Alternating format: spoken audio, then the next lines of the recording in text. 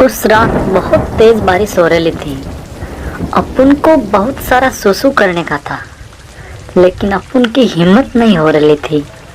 फिर अपुन ने खुद को समझाया कि देख, अगर तूने सुसु किया तो तुम्हारी टंकी खाली हो जाएगी और तेरे को सुख की नींद आएंगी। जैसे तैसे अपुन उस नाले के पास पहुंचा और मूत दिया। लेकिन ये का हमारा पेंट काहे गीला हो रहा है? अपुन जाग गया। साला उत्सर्जन तंत्र के साथ साथ जनन तंत्र, तंत्रिका तंत्र सब फैल। तो आओ यार, आज इस वीडियो में हम इन्हीं तंत्रों के बारे में चर्चा करते हैं। शुरुआत होती है उत्सर्जन तंत्र से। प्रत्येक सजीव उपापचयी क्रियाओं द्वारा अपशिष्ट पदार्थों जैसे अमोनिया, यूरिया, यूरिक अम्ल, कार्बन डाइऑक्साइड आदि का संचय करता रहता है। ये अपशिष्ट शरीर में उपस्थित जहर के समान कार्य करता है। इस अपशिष्ट को शरीर से बाहर निकालना बहुत जरूरी है और इसके लिए एक तंत्र कार्य करता है जिसे हम उत्सर्जन तंत्र के नाम से जानते हैं। कुछ प्रमुख अपशिष्ट पदार्थ जो हमारे और अन्य प्राणियों के शरीर में बनते हैं वो इस प्रकार है। गाय का गोबर, मानव का मूत्र, बगुले की बींट, परी का पसीना, आलिया का आंसू, कौवे का कार्बन डाइऑक्साइड, सब के सब अपशिष्ट है। यहाँ हम केवल मानव उत्सर्जन तंत्र के बारे में जानेंगे। इस तंत्र में 2 किडनी, 2 मूत्र वाहिनियां, 1 ब्लैडर और 1 मूत्र मार्ग होता है। बस इतना सा है अपना मानव तंत्र। लेकिन जब आप किडनी के पास जाओगे, उसके अंदर झांकोगे तो काफी गहरा नॉलेज मिलेगा। शरीर में 75 से 80% तरल अपशिष्ट इन्हीं 2 वृक्क द्वारा बाहर निकलता है।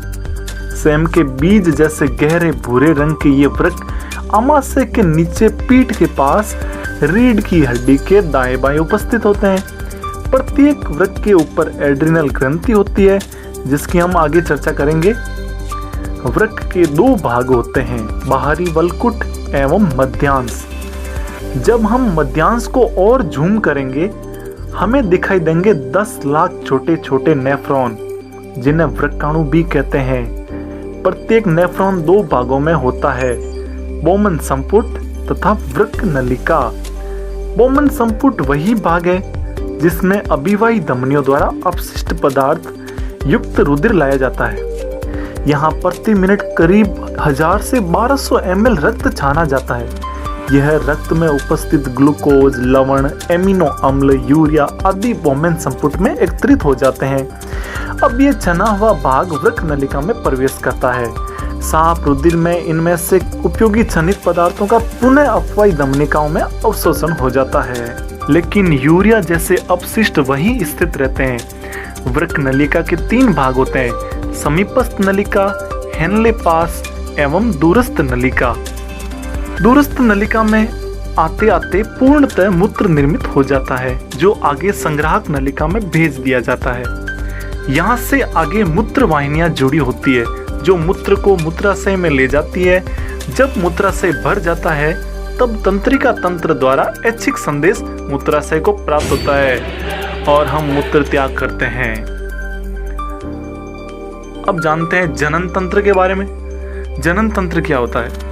हर एक जीव के पास अपना अस्तित्व बचाने के 2 तरीके हैं। पहला, वह अपने आप को अमर कर ले, या दूसरा है वह अपने जैसी संतान बनाए। फिलहाल सब जीव दूसरा तरीका ही अपनाए हुए हैं, कोई अमर नहीं है अभी तक। जैसा कि हम जानते हैं कि जनन 2 प्रकार से होता है, एक लैंगिक तो दूसरा अलैंगिक। अब कुछ उदाहरण से इन दोनों को समझ लेते हैं। लैंगिक जनन वह है जिसमें 2 युग्मक नर एवं मादा मिलकर युग्मनज द्वारा नए जीव की उत्पत्ति करते हैं, जैसे मनुष्य, पशु आदि। वहीं अलैंगिक जनन में केवल एक ही जीव के किसी अंग अथवा भाग से नया जीव बनता है, जैसे हाइड्रा, स्टारफिश आदि। मानव में नए जीव की उत्पत्ति हेतु एक पूरा सिस्टम काम करता है। इसे जनन तंत्र कहते हैं। इसके 2 रूप देखने को मिलते हैं, परंतु कभी कभार अपवाद भी देखने को मिलते हैं। तो हम तुलनात्मक अध्ययन करते हैं नर जनन तंत्र एवं मादा जनन तंत्र के बारे में। इससे फायदा ये होगा कि हमें ये सब कुछ याद रहेगा। तुलनात्मक अध्ययन से आपको चीज़ें जानने में आसानी रहती है। तो नर जनन तंत्र में प्राथमिक लैंगिक अंग के रूप में हम वृषण को जानते हैं, जो कि टेस्टोस्टेरोन नाम का हार्मोन निर्माण करता है। वृषण में नर जनन कोशिका शुक्राणु का भी निर्माण होता है। वहीं मादा जनन तंत्र में प्राथमिक लैंगिक अंग अंडाशय होता है। यह अंतःस्रावी ग्रंथि का भी काम करता है। इससे एस्ट्रोजन एवं प्रोजेस्टेरोन नामक हार्मोन का निर्माण होता है। साथ ही मादा जनन कोशिका अंडाणु का निर्माण भी यही करती है।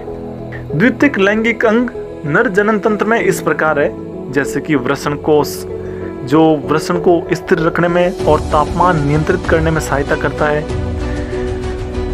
अगला शुक्रवाहिनी, नाम से ही पता चलता है कि इसका अर्थ है शुक्राणुओं को वहन करने वाली। यह एक जोड़ी में पाई जाने वाली नलिका होती है, जो वृषण से शुक्राणु को लेकर शुक्राशय तक पहुंचती है। वहीं मादा जनन तंत्र में अंडवाहिनी होती है। यह अंडाणुओं को अंडाशय से गर्भाशय तक वहन करती है, इसलिए इसका नाम अंडवाहिनी है। नर जनन तंत्र में होता है शुक्राशय और मादा जनन तंत्र में पाया जाता है गर्भाशय। नर जनन तंत्र में पाया जाने वाला शुक्राशय निर्मित शुक्राणुओं को संग्रहित करता है और गर्भाशय ये मलाशय एवं मूत्राशय के बीच में उपस्थित थैली के आकार का भाग है, जहां नए भ्रूण का विकास होता है। नर जनन तंत्र में होती है प्रोस्टेट ग्रंथि। इस ग्रंथि में एक तरल पदार्थ बनता है जो शुक्राणुओं को गति प्रदान करवाता है। इसके बाद आगे होता है मूत्र मार्ग। ये वह भाग है जहां से मूत्र एवं वीर्य युक्त शुक्राणु दोनों बाहर निकलते हैं। वहीं मादा जनन तंत्र में योनि नामक भाग होता है। मूत्राशय व मलाशय के मध्य स्थित ये 8 से 10 सेंटीमीटर लंबी नाल होती है, जो स्त्रियों में मैथुन कक्ष के तौर पर कार्य करती है। रजोधर्म स्राव एवं प्रसव मार्ग का ये भाग लैक्टिक अम्ल एवं कार्बनिक अम्ल के कारण अम्लीय होता है। वहीं नर जनन तंत्र में पाया जाता है शिश्न। ये बेलनाकार अंग होता है जो मूत्र मार्ग को घेरे होता है।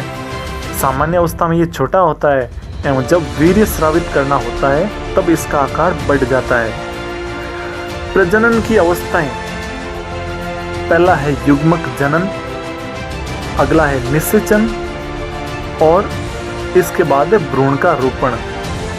समसूत्री विभाजन से निर्मित कोरक की भ्रूण में स्थापना होती है और अगला स्टेप होता है प्रसव। तो ये था मानव जनन तंत्र। एक और बहुत ही शानदार अपने शरीर में एक सिस्टम है जिसका नाम है तंत्रिका तंत्र। तंत्रिका तंत्र क्या होता है? हमारे शरीर में हम जो भी संवेदनाएं, सूचनाएं जैसे देखना, सुनना, किसी चीज को छूना आदि जो क्रियाएं होती है, उन सब पर नियंत्रण करने वाला हमारा तंत्रिका तंत्र होता है। तंत्रिका तंत्र को वैज्ञानिकों ने 2 भागों में बांटा है। पहला है केंद्रीय तंत्रिका तंत्र, दूसरा है परिधीय तंत्रिका तंत्र। केंद्रीय तंत्रिका तंत्र में मस्तिष्क और मेरुरज्जु को रखा गया है। वहीं परिधीय तंत्रिका तंत्र में कायिक तंत्र एवं स्वायत्त तंत्रिका तंत्र 2 भाग होते हैं। मस्तिष्क शरीर का बहुत ही महत्वपूर्ण एवं रोचक भाग है। ये सबसे अधिक अगर वसा किसी अंग में है तो वो अपना मस्तिष्क ही है। कुछ मजेदार पहलू है कि मस्तिष्क 23 वाट की विद्युत शक्ति पैदा कर सकता है। चेतन, अवचेतन, अचेतन दिमाग, ये सारे इसके भाग है, जिनके कारण हमें नींद आती है, हम स्वप्न देखते हैं और हम अपने दैनिक क्रियाकलाप करते हैं। लगभग 10 लाख न्यूरॉन हमारे मस्तिष्क में पाए जाते हैं और शरीर में 20% ऑक्सीजन का उपभोग यही भाग करता है। मस्तिष्क को मोटे मोटे तौर पर 3 भागों में बांट सकते हैं: अग्र मस्तिष्क, मध्य मस्तिष्क एवं पश्च मस्तिष्क। अग्र मस्तिष्क में सेरिब्रम, थैलेमस एवं हाइपोथैलेमस नामक भाग आते हैं। मध्य मस्तिष्क में कार्पोरा क्वाड्राजेमिन नाम का भाग आता है। वहीं पश्च मस्तिष्क में सेरिबेलम, मेडुला ऑब्लोगेटा एवं पोन्स ये भाग आते हैं। मस्तिष्क खोपड़ी द्वारा सुरक्षित होता है और खोपड़ी की 3 परतें होती है जो कि मस्तिष्क को सुरक्षा प्रदान करती है। अब शुरुआत करते हैं अग्र मस्तिष्क से। अग्र मस्तिष्क में सेरिब्रम, ये अग्र मस्तिष्क का 80% भाग होता है जो मेन क्रियाकलाप को नियंत्रित करता है, जैसे सोना, उठना, बैठना, जागना, मेमोरी, याद करना, ये सारा काम सेरिब्रम करता है। उसके पास होता है थैलेमस। थैलेमस ये सूचनाओं को सबसे पहले जांच करता है। परिधीय तंत्रिका तंत्र द्वारा प्राप्त सभी सूचनाओं को पहले थैलेमस जांच करता है, उसके बाद ही आगे भेजा जाता है। जहां सूचनाओं को भेजना होता है वहीं उनको भेज दिया जाता है। उसके बाद है हाइपोथैलेमस। हाइपोथैलेमस, इसकी मुख्य भूमिका भूख लगना, प्यास लगना, गुस्सा आना, तापमान नियंत्रण, सेक्सुअल एक्टिविटी, इनमें होता है। फिर है मध्य मस्तिष्क। संवेदी अंगों पर नियंत्रण ही मध्य मस्तिष्क का काम है। इसके 4 भाग, जिन्हें हम कार्पोरा क्वाड्रिजेमिन नाम से जानते हैं, ऊपर वाले 2 भाग देखने का काम करते हैं और नीचे वाले 2 भाग सुनने का कार्य करते हैं। फिर है पश्च मस्तिष्क। शरीर का बैलेंस, संतुलन बनाने में यही भाग सहायक है। जैसे अगर आप चलते हैं, गाड़ी चलाते हैं, तो इसमें सेरिबेलम क्रियाशील होता है जो कि पश्च मस्तिष्क का भाग है। पोन्स एवं मेडुला, ये दोनों अनैच्छिक क्रियाओं का नियंत्रण करते हैं, जैसे छींकना, पलकें झपकाना, श्वास लेना, हृदय धड़कन आदि आदि। और केंद्रीय तंत्रिका तंत्र का सेकंड पार्ट होता है मेरु रज्जु, जिसे स्पाइनल कॉर्ड भी बोलते हैं। ये मुख्यतः प्रतिवर्ती क्रियाओं के संचालन एवं नियमन का कार्य करती है, साथ ही आवेगों को पथ प्रदान करती है। जैसे अगर आपने एक बार साइकिल चलाना सीख लिया तो बार बार हैंडल और पेडल की तरफ अपने ध्यान रखने की आवश्यकता नहीं होती। इसका कारण मेरु रज्जु ही है। परिधीय तंत्रिका तंत्र, यह समस्त शरीर में फैला होता है। केंद्रीय तंत्रिका तंत्र से संदेशों को लाने एवं ले जाने का कार्य यही तंत्र करता है। कायिक, हम कह सकते हैं हमारे शरीर के द्वारा कोई भी प्रतिक्रिया होती है वो कायिक तंत्र में आती है। स्वायत्त तंत्रिका तंत्र, यह तंत्र उन क्रियाओं को संपादित करता है जिन्हें हम स्वयं की इच्छा से नहीं करते, जैसे हृदय की धड़कन, श्वास गति, पुतली का फैलना, सिकुड़ना आदि। स्वायत्त तंत्रिका तंत्र 2 बड़े ही मजेदार पहलू है। पहला है अनुकंपी तंत्रिका तंत्र एवं दूसरा है परानुकंपी तंत्रिका तंत्र। चलिए इसको एक उदाहरण से समझते हैं। मान लो अगर आपके सामने एक शेर आ जाए तो आप क्या करोगे? सर, फिर तो जो कुछ करेगा शेर ही करेगा। वे चुप, पहले पूरी बात सुन। ऐसी स्थिति में आपके शरीर में कुछ बदलाव आएंगे, जैसे आंखें फटी रह जाएगी, हृदय जोरों से धड़केगा, एड्रेनलिन हार्मोन की धारा प्रवाहित हो जाएगी और हो सकता है थोड़ी सी सुसु भी आ जाए। शरीर में डर के कारण आए ये बदलाव बहुत जरूरी है, अन्यथा हार्ट अटैक आ सकता है। लेकिन लंबे समय तक शरीर का ऐसी स्थिति में रहना भी ठीक नहीं होता, इसलिए एक दूसरा तंत्र एक्टिव होता है परानुकंपी नाम से। अब मान लो अगर वह शेर आपसे बोले कि मैं तुझे नहीं खाता, चल जा जी ले अपनी जिंदगी, तब शायद हमारी आंखें पहले जैसी ही हो जाएगी, हृदय धड़कन और श्वास गति सब सामान्य हो जाएगा। ऐसा परानुकंपी तंत्रिका तंत्र से होता है। अब ये जो तंत्रिका तंत्र है, इसकी संरचनात्मक एवं क्रियात्मक इकाई के बारे में जानते हैं। तंत्रिका कोशिका, शरीर की सबसे बड़ी कोशिका की उपाधि इसी को प्राप्त है। यही तंत्रिका तंत्र की संरचनात्मक एवं क्रियात्मक इकाई है। प्रत्येक तंत्रिका कोशिका के 3 भाग होते हैं। पहला है कोशिका काय। इस भाग में केंद्रक, कोशिका द्रव्य, साइटोप्लाज्म एवं निसेल ग्रेन्यूल जैसा पदार्थ पाया जाता है। दूसरा भाग है ध्रुमाक्षय। ये कोशिका काय पद शाखा के रूप में फैले होते हैं। इनके द्वारा प्राप्त उद्दीपनों को कोशिका काय तक भेजा जाता है। एक भाग होता है तंत्रिकाक्ष। ये कोशिका काय से पीछे जुड़ा बेलनाकार भाग होता है। यहाँ अंत में शाखा बनी होती है जो आगे जाकर सिनेप्टिक नोब बनाती है। यहीं से अगले न्यूरॉन की दुर्मार्ग से जुड़ती है। सिनेप्टिक नोब में न्यूरोट्रांसमीटर नामक पदार्थ पाया जाता है जो उद्दीपनों को आवेग प्रदान करता है। तंत्रिका तंत्र कार्य की हम जानते हैं सभी न्यूरॉन का मुख्यतः एक ही कार्य है, बहुत से उद्दीपनों को केंद्रीय तंत्रिका तंत्र तक पहुंचाना। चलिए इसे एक उदाहरण से समझते हैं। यदि आपने किसी गर्म वस्तु को छुआ तो ये गर्म होने का एहसास तंत्रिका तंत्र ही करवाता है।